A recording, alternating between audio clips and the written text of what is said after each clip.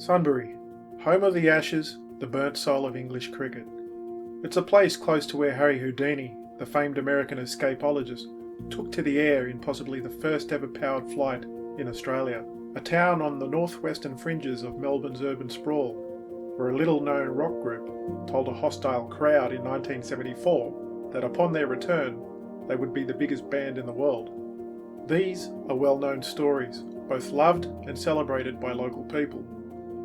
Sunbury is a community with a very well-documented history, or at least it is for the most part. There is one particular narrative, however, which holds the key to understanding the history of Sunbury, which has never been told. It's the story of Sunbury's first peoples. It's the town's Aboriginal story. It's not that Sunbury doesn't have an Aboriginal history. It's that the celebrated Anglo-Celtic narrative of prosperity, said to have been earned through hard yakka, is one that was only made possible by erasing the area's first peoples story.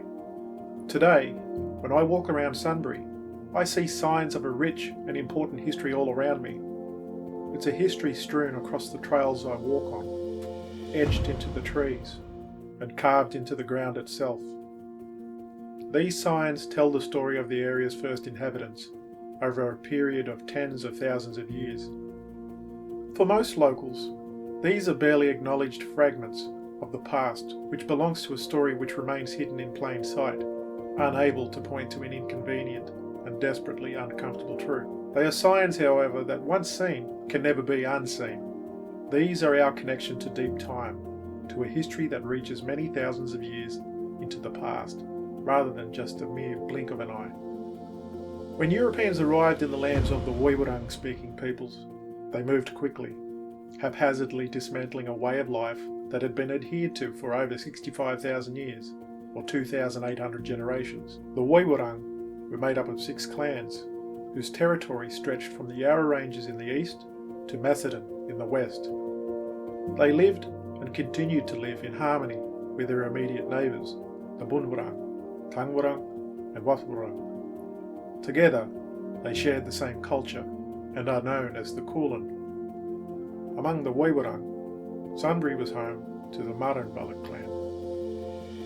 I have lived in Sunbury for a shade under a decade. My youngest son was born in Sunbury, in the house I live in. Yet this is not my country. I belong to the Murray and Clarence Rivers. I am Yorta Yorta and Bundjalung. I am a stranger to this country. Living here, however, I afford the land the same respect, care and consideration that I would in the place I was born. I acknowledge that I am part of a small and active community of local Aboriginal people. We have all come from other nations, knowing that much has been lost. As a historian, I know that the Murrumbullock's bloodlines continue to run strong, fed by the beating hearts of their Wurundjeri Willem and Wurundjeri Bullock countrymen.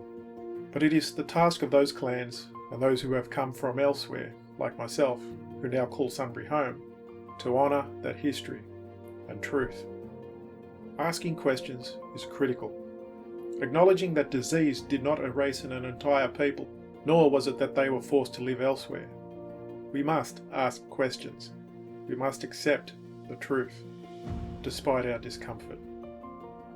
When I arrived in Sunbury, I didn't have the slightest inkling that my connection to this country might potentially run a little deeper than my own arrival. Like most people in this town, and many beyond, we know of a shadow cast over it, emanating from Jackson's Hill, one that changed the lives of many thousands of Victorians, and from all walks of life. It's a challenging history for Sunbury residents. It's the story of mental health and the Sunbury Mental Asylum.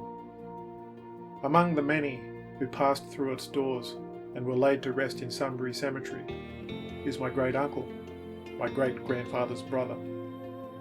We can acknowledge the traumas of mental illness and the legacy of the horrors our families were exposed to on Jackson's Hill. We can learn from that acknowledgement, the same as we acknowledge our fallen in times of war, when we find the courage to ask questions and acknowledge our inheritance.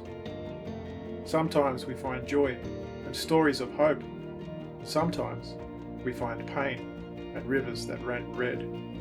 The truth, however, allows us a pathway, knowing that it is impossible to find a way forward if we don't know where we came from.